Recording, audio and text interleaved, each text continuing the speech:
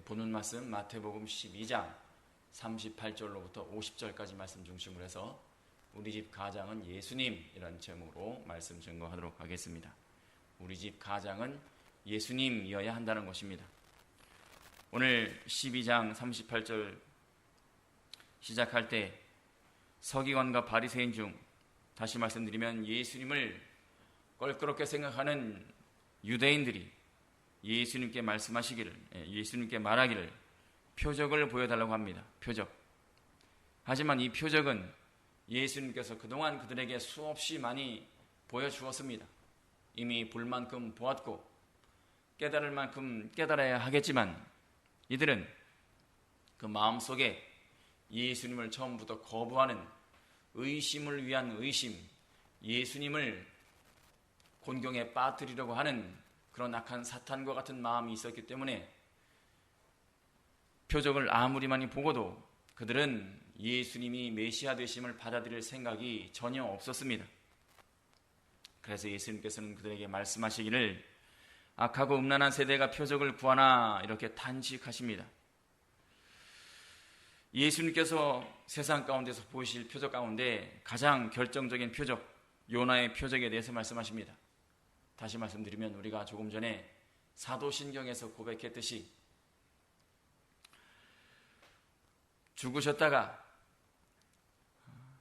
3일 만에 다시 부활할 것, 다시 말씀드리면 요나처럼 그렇게 물고기 뱃속에 들어갔다가 3일 만에 다시 나온 것처럼 장사 지낸 바 되었다가 3일 만에 다시 부활하실 것을 그들에게 말씀하십니다. 하지만 예수님께서는 하시고자 하시는 말씀이 무엇인가?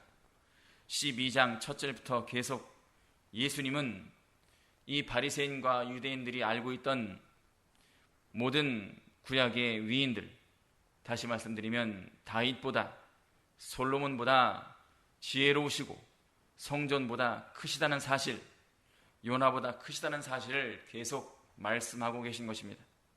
하지만 모든 것이 믿지 않으려고 발악하는 자들에게는 소귀의 경일기였던 것입니다. 이 답답한 상황을 들어서 예수님께서 설명하시는데 다시 말씀드리면 어떻게 설명하시느냐?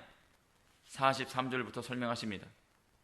더러운 귀신이 사람에게서 나갔을 때에 물 없는 곳으로 다니며 쉬기를 구하되 얻지 못하고 이에 가로되 내가 나온 내 집으로 돌아가리라 하고 와보니 그 집이 비고 소재되고 술이 되었거늘.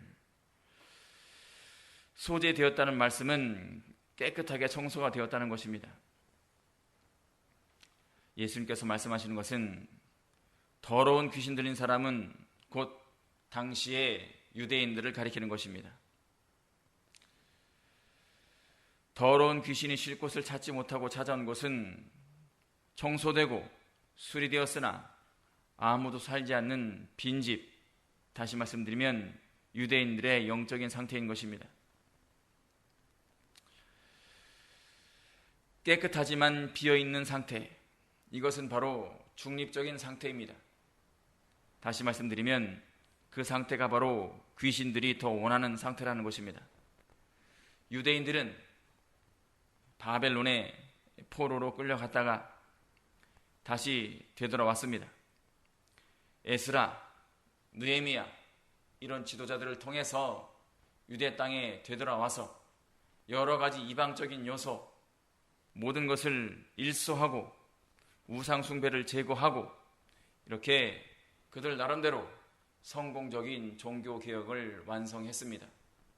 그러나 거기에서 멈춰서는 안 됐던 것입니다.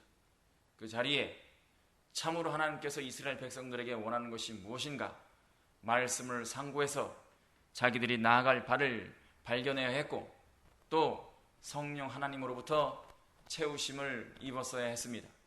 그러나 그들은 종교 개혁에는 성공했지만 말씀으로 채우는 데 실패했고 또 성령 하나님의 인도하심을 따라가는 데 실패했습니다.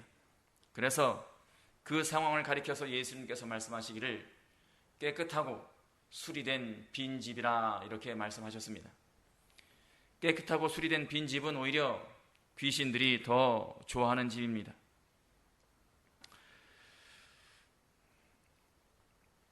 참으로 회개가 필요한 사람들이 회개하지 않고 말씀으로 채워지지 않고 또 성령 하나님의 인도하심을 따르지 않는다면 깨끗한 집, 빈집과도 같다는 것입니다. 우리는 신앙생활을 하면서 얼마든지 합리적인 의구심을 가질 수가 있습니다. 그럴 때는 말씀을 상고하고 성령 하나님의 인도를 따라가야 하는데, 그중에는 예수님을 교회를 다니면서 성경책을 들고 다니면서 예수님을 비난하기 위해서 의심을 하기 위한 의심을 하는 사람들이 있습니다. 의심을 위한 의심. 그 사람들은 항상 자극적인 뭔가 증거를 원하고 표적을 요구합니다. 결국 하나님을 시험하는 죄에 빠지게 되고 마는 것입니다. 자기도 의식하지 못하는 사이에 그런 죄에 빠지고 사실은 사탄이 그것을 좋아하고 이용한다는 것입니다. 육신이 좋아하는 것, 뭔가 새로운 것, 신비적인 것, 사실은 그런 것들을 통해서 우리가 악령들에게 얼마든지 속아 넘어갈 수가 있으니까 우리는 항상 말씀을 중심으로 해서 성령 하나님을 인도함에 따라가는데, 믿음으로 반응하는데 열심히 되어야 할 것입니다. 두 번째, 본문 46절부터는 예수님의 가족들이 예수님께 찾아온 장면이 기록되어 있습니다. 예수님을 찾아온 가족들은 예수님이 집을 나간 지 너무 오래됐으니까 그냥 만나서 가족의 정을 느끼고 싶어서 그렇게 오신 것이 아니라는 것입니다. 병행부절 마가복음 3장 21절을 보시면 예수의 친족들이 듣고 그를 붙들러 나오니 이는 그가 미쳤다 하밀러라. 예수님께서 자신을 메시아라고 처음에 증거하고 다니실 때는 그 가족들조차도 믿지 못하고 오히려 예수님을 미쳤다 이렇게 봤다는 것입니다.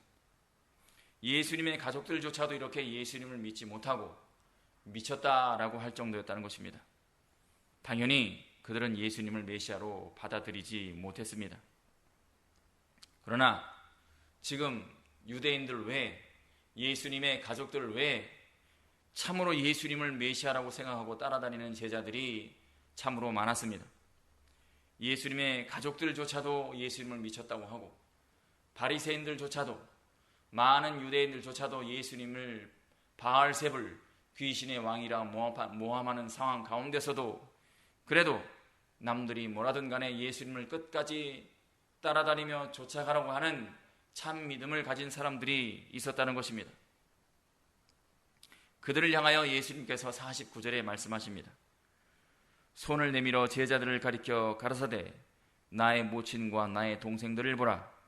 누구든지 하늘에 계신 내 아버지의 뜻대로 하는 자가 내 형제요 자매요 모친이니라 하시더라. 육신적인 모친, 동생, 자매가 참으로 모친, 동생, 자매가 아니라 하나님께서 예수님께 허락하신 예수님의 제자들, 참으로